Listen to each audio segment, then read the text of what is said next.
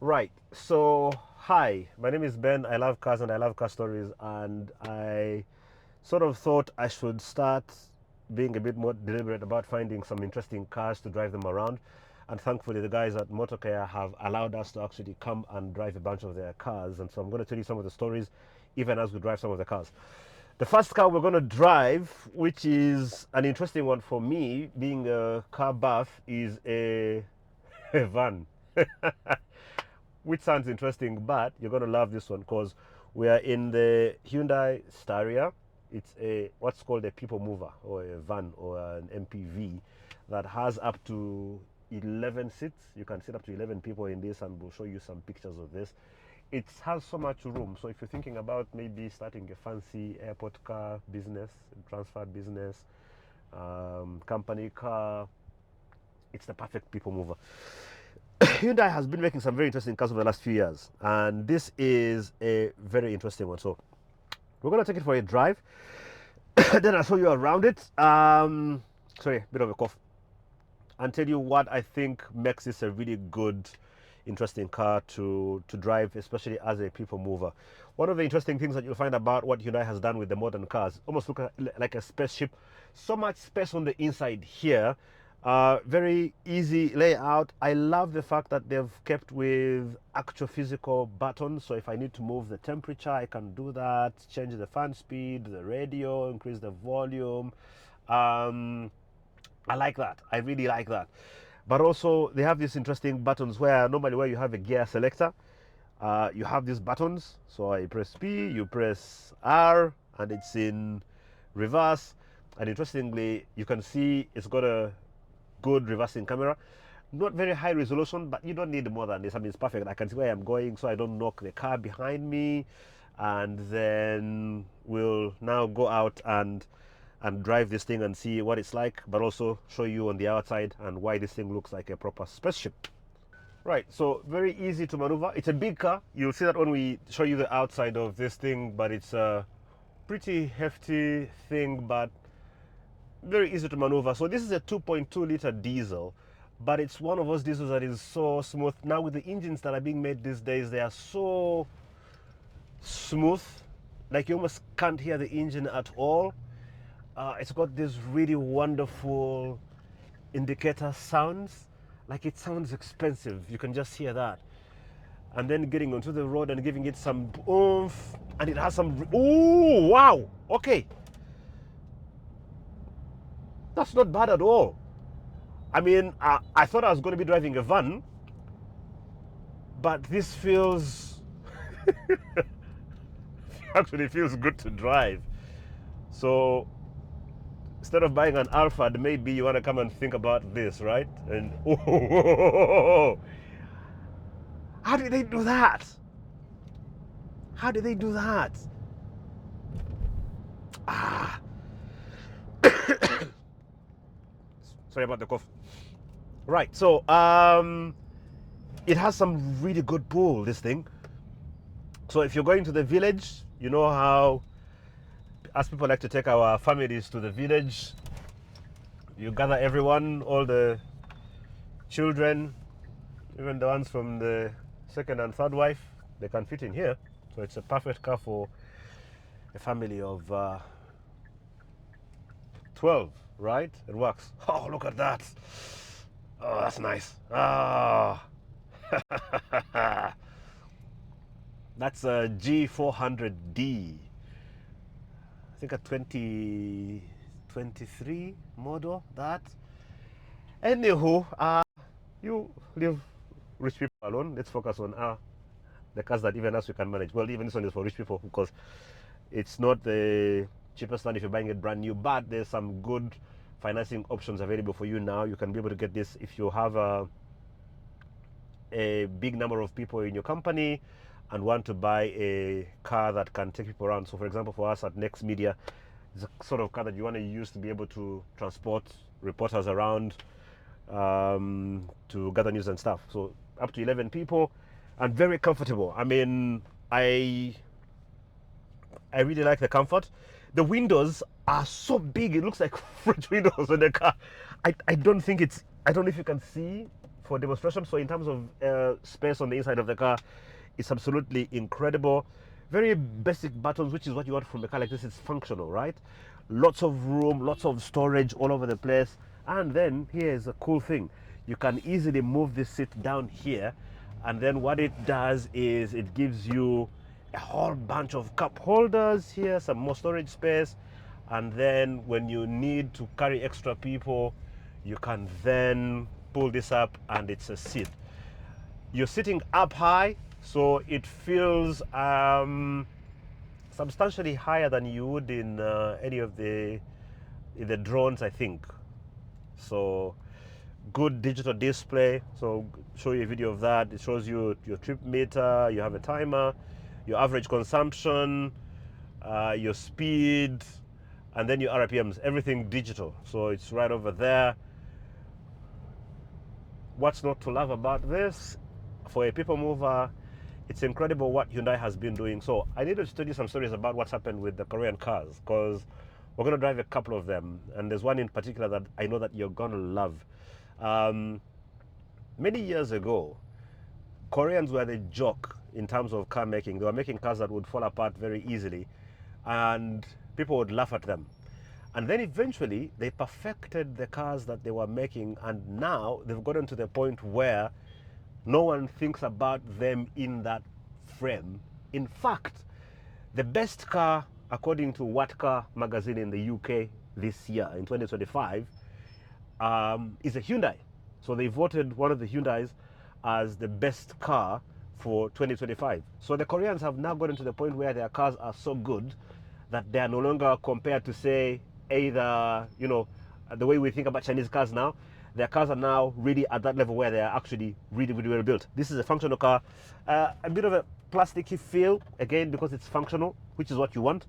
And so USB charging ports, again, you're supposed to take a lot of people around. So let's go park somewhere and show you the outside of this car, what makes it very interesting, and then show you the space on the inside as well. No, actually, before we get out to show you the outside of the car, I should talk you through the driving mode again. So this is supposed to be a people mover. So the purpose for this car is not to be a sports car or any of that stuff, but it must be a good car for you to drive. If I am taking my entire family around, me being a car guy, I still want something that I could enjoy driving. And to that effect, I think they've done a decent job with this. Again, you can't have a modern car without some sort of good controls for your steering wheel, which shows you the different modes. I can do volume, I can do my display and what it shows me. I can do phone calls, I can do voice activation, yeah, which is pretty good. What I found interesting about this, though, that I hadn't seen yet, is the drive modes. So it's got a bunch of different drive modes. So we'll show you this. You've got eco, you've got normal, and then you've got sport. They've put a sport mode in a in a van, but also very interestingly, it's got flappy paddle gear shifts. So that means I can drive this as a manual. So if you know anything about me, you will know that I love to drive manual cars. And while this is not quite the same as moving a clutch and gear with my foot, it still gives you the same control as driving a manual car, pretty much, because I can change gears when I want and hold them down when I want. And so as soon as we turn out of this impossible Christmas Kampala traffic, I'm going to try and test its legs a little bit and check the manual mode and how that is. And then we will show you the outside of the car and try and make a case for why this is a good people mover if you're thinking about something that moves a lot of people, either for family, if you've got a big family, or for your school or for your company. This is not a very, very bad proposition if you ask me. So, but let's get out of the traffic, test its legs, and see what it's like to drive in manual mode.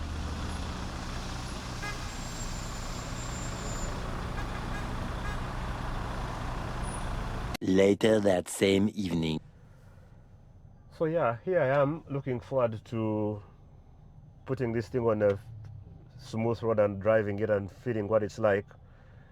And yet we've not moved for I've even lost track of how long. You people, why aren't you going to your villages? Why are you making us suffer? We've been stuck in traffic for I don't know how long. The police guys are not letting us move.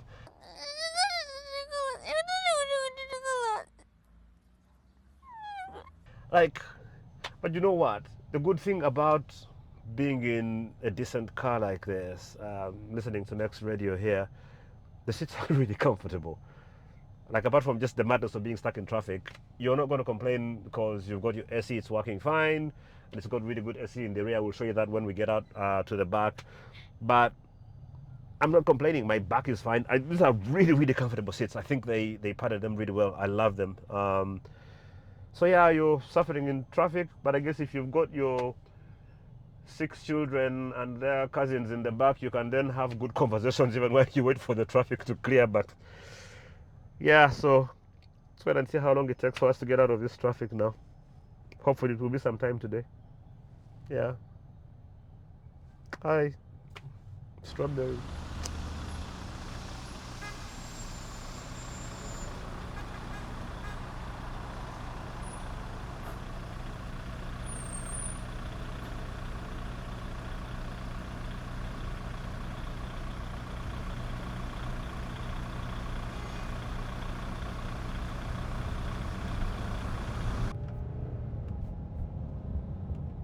Oi.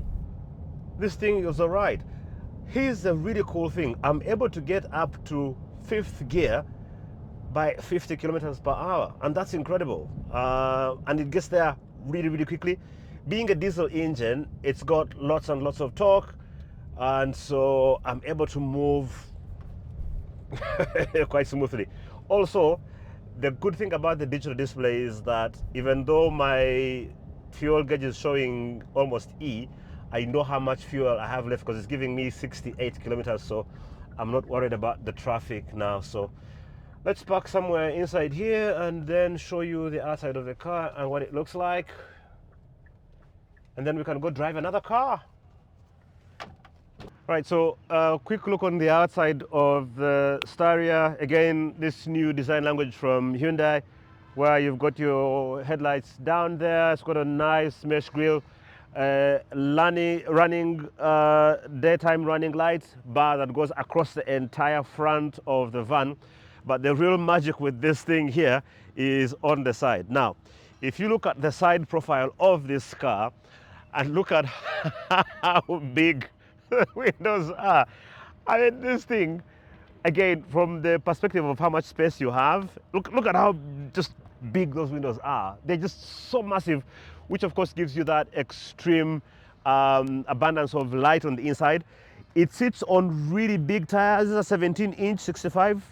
And this is very important because what has really impressed me about this car, this van, is how it drives like a normal car. So I'm a Subaru guy these days, and I can tell you that this is actually just about the same as a 2.5 liter Outback in terms of pull and everything, but also very comfortable over bumps. Again, I'm really impressed. Then at the back, it's got this big, massive lights. Again, typical van things.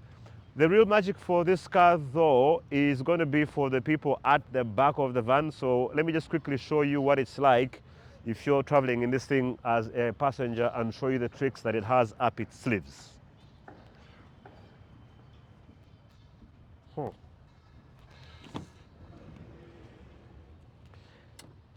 So the door open on both sides. You've got, again, very comfortable seats.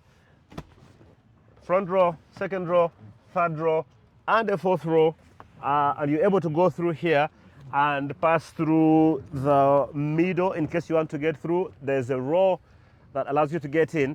Now, the interesting thing about this car and what they've done with it that I really like is again, if you're sitting in a van like this, the things that you're going to be interested in the most are going to be two things mostly. One, does it have ventilation at the back that's good enough? Two, are you able to get some music at the back? And three, can you be able to charge your phone so you can watch Ben Winner doing some videos online, right? Well, guess what? That problem is solved. Very good number of ventilation, what they call it? Vents, right? English has English. But also, if you look here, you can actually control both the fan speed and the temperature and the airflow from the back, which is incredible. And then for the passengers at the back, you've got USB 2 ports here.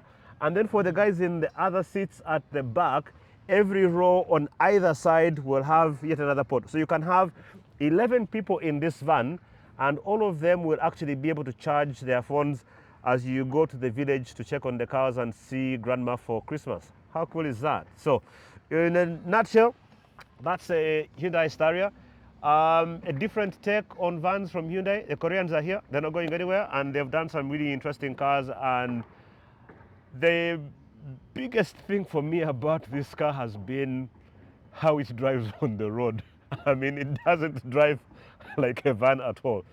You can come down to Motorcare and actually do a test drive if you need to do that. If you're thinking about buying a van for, again, the business, for if you have a big family and you guys are thinking about getting a family car. Oh, I didn't talk about the shades. It's got shades, so you can be able to turn up the shades on the. Again, we'll show you some B-roll of this, so you can be able to see that. So you can pull up some nice blinds. These are things that were restricted to Range Rovers and Rolls Royces. Now you have them on vans like this. So that's it for now. Next up, we'll go drive something else that should be exciting. Make sure you follow, subscribe. What do they do these days? I'm old. I don't understand this stuff very well. Just look, yeah. Find me and check out some of the stuff that's coming your way. Till next time, yeah. Bye bye.